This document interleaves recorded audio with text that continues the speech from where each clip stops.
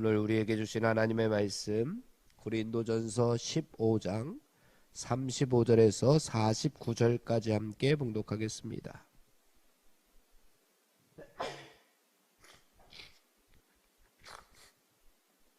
15장 35절에서 49절까지 함께 봉독하겠습니다. 누가 묻기를 죽은 자들이 어떻게 다시 살아나며 어떠한 몸으로 오느냐 하리니, 어리석은 자여, 내가 뿌리는 씨가 죽지 않으면 살아나지 못하겠고, 또 내가 뿌리는 것은 장래의 형체를 뿌리는 것이 아니요 다만 다 큰 것의 알맹이 뿐이로되, 하나님이 그 뜻대로 그에게 형체를 주시되 각 종자에게 그 형체를 주시느니라. 육체는 다 같은 육체가 아니니, 하나님은 사람의 육체요, 하나는 짐승의 육체요, 하나는 새의 육체요, 하나는 물고기의 육체라. 하늘에 속한 형체도 있고 땅에 속한 형체도 있으나, 하늘에 속한 것의 영광이 따로 있고 땅에 속한 것의 영광이 따로 있으니, 해의 영광이 다르고 달의 영광이 다르며 별의 영광도 다른데 별과 별의 영광이 다르도다. 죽은 자의 부활도 그와 같으니, 썩을 것으로 심고 썩지 아니할 것으로 다시 살아나며, 욕된 것으로 심고 영광스러운 것으로 다시 살아나며, 약한 것으로 심고 강한 것으로 다시 살아나며, 육의 몸으로 심고 신령한 몸으로 다시 살아나나니, 육의 몸이 있은즉 또 영의 몸도 있느니라. 기록된 바 첫사람 아담은 생명이 되었다 함과 같이 마지막 아담은 살려주는 영이 되었나니, 그러나 먼저는 신령한 사람이 아니요 육의 사람이요 그 다음에 신령한 사람이니라. 첫사람은 땅에서 났으니 흙에 속한 자이거니와, 둘째 사람은 하늘에서 나셨느니라. 무릇 흙에 속한 자들은 저 흙에 속한 자와 같고, 무릇 하늘에 속한 자들은 저 하늘에 속한 이와 같으니, 우리가 흙에 속한 자의 형상을 입은 것 같이 또한 하늘에 속한 이의 형상을 입으리라. 아멘. 오늘 35절부터 49절까지의 말씀인데, 35절 말씀에 보니까 누가 묻기를 이렇게 시작하고 있습니다. 그러니까 고린도전서의 말씀은 사도 바울이 고린도 교회에 여러 가지 문제들이 있을 때에 그 문제들의 해결책을 제시해 주는 내용들이 있는가 반면에, 또 한 가지는 이렇게 누가 묻기를, 고린도 교회에서 성도들이 어떤 질문거리들이 생겼을 때에 그 질문에 대한 대답을 해주는 내용들이 또 있습니다. 그러니까 크게 보면 두 가지다라고 생각하면 될 것입니다. 문제가 생겼을 때의 그 문제의 해결책, 그리고 또 하나는 이렇게 질문거리가 생겼을 때 질문에 대한 대답을 해주는 그러한 내용 가운데에서 오늘은 질문이 생겼습니다. 누가 묻기를 죽은 자들이 어떻게 다시 살아나며 어떠한 몸으로 오느냐, 이 두 가지의 질문입니다. 죽은 자들이 어떻게 다시 살아나느냐, 만약에 살아난다면 어떠한 몸으로 오느냐, 어떤 몸으로 부활할 것이냐 라고 하는 질문거리에 대해서 대답을 해주고 있습니다. 죽은 자들이 어떻게 다시 살아나겠습니까? 한번 우리가 생각해 보면, 죽은 자들이 어떻게 다시 살아나고, 살아난다면 어떤 몸으로 살아날까? 우리는 그래도 어느 정도, 여러분들도 어느 정도 교회를 다녀서 이 질문에 대해서 대답을 할 수 있겠지만, 지금 이 당시 이 고린도전서가 쓰여질 이 당시 초대교회에는 처음 있는 일이기 때문에 아마 엄청난 심각한 질문거리였을 겁니다. 이 질문이 뭐 대수롭나라고 생각할 수도 있겠지만 초대교회 당시에는 최대의 관심사가 아니었을까. 우리가 어떻게 죽고 죽으면 어떻게 부활하고 또 어떠한 몸으로 부활할까라고 하는 그 질문거리가 이 초대교회 당시에는 굉장한 관심사였을 것이다. 사도 바울은 이 질문에 대해서 36절부터 씨를 비유로 들면서 설명을 해주고 있습니다. 그러니까 비유를 들어서 설명을 해준다라고 하는 것은 어려운 문제이기 때문에 다른 것을 비유로 들어서 설명해 주면 성도들이 더 쉽게 이해할 수 있을 거라 생각을 했습니다. 그래서 씨의 비유를 들었는데요. 우리 36절 말씀 함께 봉독해 보겠습니다. 시작.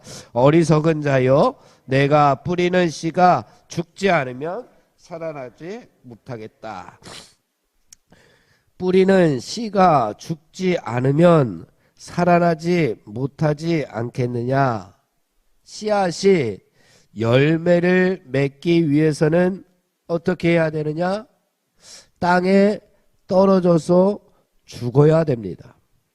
씨 자체로 계속해서 땅 속에 머물러 있으면 그냥 자기는 계속 씨가 되겠다고 씨 자체로 계속 땅 속에 묻혀 있으면 이 씨가 큰 나무가 되지도 못하고 또 다른 열매를 맺지 못합니다.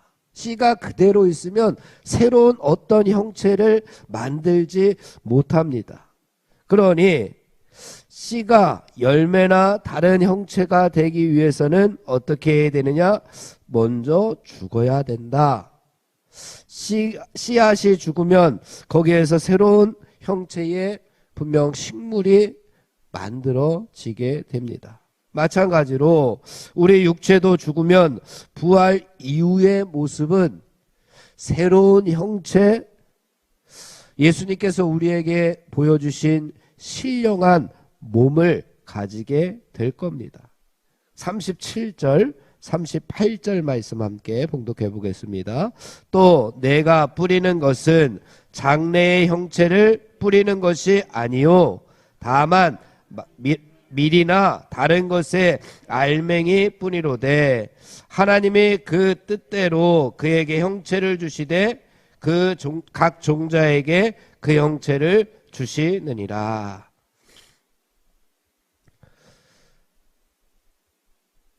그런데 죽기 이전의 육체와는 비교할 수 없는 새로운 몸의 형체를 주신다고 했습니다.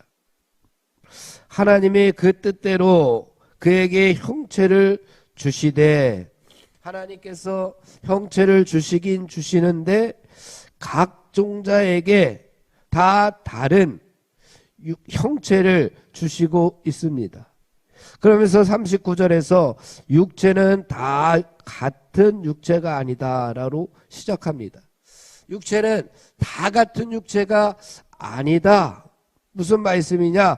육체라고 해서 다 같은 육체가 아니라는 이야기입니다. 비록 같은 하나님의 창조물이라고 할지라도 똑같이 병들고 언젠가는 썩어 없어지는 존재일지라도 그 위에 말씀해 보니까 결코 다른 창조물들, 인간과 짐승 같은 다른 창조물들하고는 비교할 수 없는 인간의 어떤 거룩함, 인간의 고귀함, 그러한 말씀을 주시고 있습니다. 그렇기에 우리 몸이 부활할 것이라고 아무렇게나 이 땅에서 먹고 마시는 데만 사용하면 안 된다. 도리어 성경은 우리가 이 땅에서 먹고 마시는 데만 우리의 육신을 위해서 쓰는 것이 아니라 오히려 그 정반대의 말씀을 하시고 있습니다. 우리 몸은 썩어질 것이 분명하지만 그 썩어진 이후에 새로운 육체를 가질 것이니 지금 우리 몸을 아무렇거나 먹고 마시는데 사용하는 것이 아니라 우리 몸은 늘 하나님의 생기를 담은 생명이 된 존재다라고 하는 것.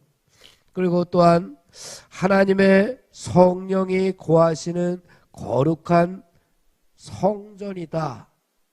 우리의 몸의 개념을 바울은 계속해서 이렇게 강조합니다. 이 당시에 몸은 영혼의 감옥이다 라고 판단했지만 예수님께서 우리에게 보여주신 부활의 모습은 우리의 몸은 먹고 마시는데 하찮은 곳에 써버리는 것이 아니라 하나님의 생기를 담은 생명이 된 거룩한 존재요, 성령이 거하시는 거룩한 하나님의 성전입니다.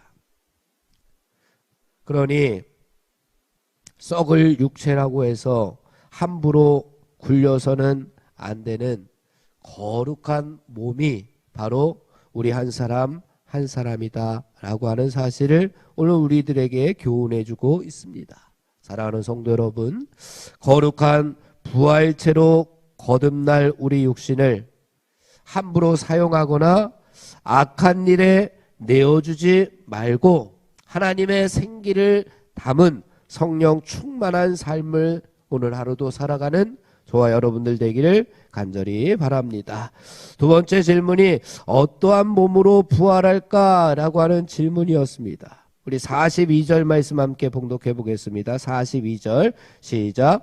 죽은 자의 부활도 그와 같으니 썩을 것으로 심고 썩지 아니할 것으로 다시 살아나며, 부활 후의 육체는 영원히 썩지 아니하며 영광스럽고 강한 신령한 몸이 될 것이다 라고 설명해 주고 있습니다. 43절 욕된 것으로 심고 영광스러운 것으로 다시 살아날 것이다. 약한 것으로 심었으면 강한 것으로 다시 살아날 것이고, 육의 몸으로 심고 신령한 몸으로 다시 살아나나니 육의 몸이 있은즉 또 영의 몸도 있느니라. 아멘. 부활은 이렇게 육체의 단순 재생이 아니라 어떻게 보면 창조 질서의 원래 상태로 우리가 완전히 회복되어지는 것임을 이야기합니다. 부활이라고 하는 것, 부활 후에 신령한 몸이라고 하는 것, 우리가 창조 질서의 완전 회복, 하나님께서 나를 창조하셨을 때 그 상태로 돌아가는 겁니다. 하나님께서 처음 인간을 창조하셨을 때 인간의 상태는 썩는 존재였느냐? 그렇지 않습니다. 하나님께서 인간을 창조하셨을 때 처음 목적은 인간이 죽는 존재였느냐? 그렇지 않습니다. 인간이 범죄함으로 말미암아 그 이후에 하나님의 심판 가운데에서 하나가 뭐냐 하면 너는 흙이니 흙으로 돌아갈지도. 그 전에는 창조했을 때의 인간의 모습은 썩는 존재도 아니었고 죽는 존재도 아니었습니다. 원래 하나님께서는 그렇게 창조했지만 그곳에 인간의 죄가 범죄가 들어옴으로 말미암아 너는 흙이니 흙으로 돌아갈지니라 라고 말씀하면서 우리는 그때부터 죽고 썩기 시작했습니다.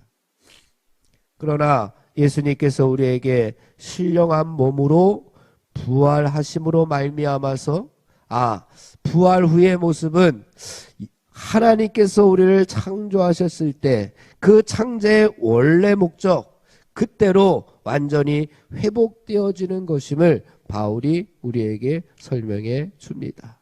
사랑하는 성도 여러분, 그렇기 때문에 우리는 늘 부활의 소망을 잡고 살아가는 하나님의 백성들이 되어야 할 줄로 믿습니다. 하나님의 창조 질서가 완전히 회복되는 부활의 그날을 우리가 날마다 소망하면서 하루하루 믿음으로 세상을 이기면서 살아가야지. 우리가 믿는다고 하면서 날마다 세상의 유혹에 넘어가고 쓰러지고 한다면 우리는 하나님께서 원래 창조하신 창조의 목적에 부합하지 못하고 합당하지 못하고 그저 썩어 없어질 존재로 살아갈지도 모릅니다. 언젠가는 우리가 신령한 몸으로 하나님의 창조 질서 안에서 다시금 회복되어질 것임을 믿고 오늘도 믿음으로 세상을 이기며 살아가는 우리들이 되기를 간절히 바랍니다. 부활 이전의 육체의 상태와 부활 이후의 육체의 상태 뚜렷한 차이가 있을 겁니다. 그것을 49절 45절 이하에서 설명해 주고 있는 겁니다. 45절에서 49절 말씀에 보니까 기록된 바 첫사람 아담은 생령이 되었다 함과 같이 마지막 아담은 살려주는 영이 되었다. 마지막 아담은 예수 그리스도이실 겁니다. 예수님께서 살려주는 영이 되었습니다. 그러나 먼저는 신령한 사람이 아니요 육의 사람이요 그 다음에는 신령한 사람이다. 첫사람은 땅에서 났고 흙에 속한 자이거니와 둘째 사람은 하늘에서 나셨느니라. 무릇 흙에 속한 자들은 저 흙에 속한 자와 같고 무릇 하늘에 속한 자들은 저 하늘에 속한 이와 같으니 49절 다 같이 시작. 우리가 흙에 속한 자의 형상을 입은 것 같이 또한 하늘에 속한 이의 형상을 입으리라. 아멘. 우리가 다 흙에 속한 자의 형상을 입은 것 같이 그래요. 우리가 이 땅에서 살아가는 모습이 얼마나 부족하고 연약합니까? 흙에서 흙으로 돌아갈 수밖에 없는 연약한 모습으로 살아갑니다.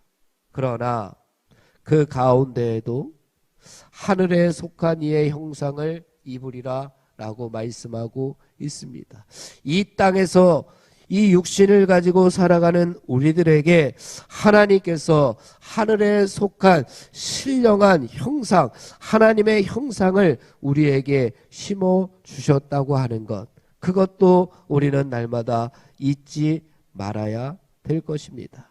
그러니 우리가 죄에 넘어지고 세상의 유혹에 쓰러질지라도 우리는 다시금 믿음으로 그것들을 이겨낼 수 있다고 하는 그 믿음이 부활의 소망이다 라고 하는 것을 오늘 바울이 또한 우리에게 교훈해 주고 있습니다. 오늘 다시 한번 우리가 일어나서 하나님께서 우리에게 허락해 주신 부활의 소망을 붙잡고 오늘도 믿음으로 세상을 이겨내는 우리 모두 되기를 주님의 이름으로 축원을 드립니다. 기도하겠습니다.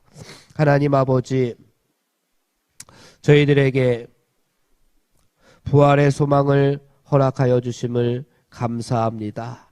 자꾸만 저희들은 썩을 것을 가지고 욕된 것을 가지고 약한 것을 가지고 우리 육신의 몸을 가지고 이리저리 헤매고 있었던 것을 하나님 용서하여 주시고 이제 썩지 아니할 하늘의 것을 소망하며 영광스러운 것을 위하여 달려가며 강하고 신령한 몸이 우리 하나님께서 형상으로 저희들에게 입혀주심을 믿고 오늘도 강하고 담대한 믿음으로 세상을 이겨낼 수 있도록 인도하여 주시옵소서. 예수님의 이름으로 기도하옵나이다. 아멘. 합심하여 기도하고 개인 기도하고 돌아가겠습니다. 우리 성령의 능력으로 하나님 나라를 증언하는 삶을 살게 하여 주시옵소서. 말씀이 삶의 기준이 되게 하여 주시옵소서. 질병과 연약함으로 고통당하는 사랑하는 성도들을 하나님 치유하여 주시옵소서. 전쟁과 자연재해, 가난과 억압으로 고통당하는 지구촌 이웃들에게 하늘의 은혜를 베풀어 주시옵소서. 다음 세대들에게 하나님 나라 복음을 잘 전수하게 하여 주시옵소서. 우리 합심하여 기도하고 개인 기도하고 돌아가겠습니다.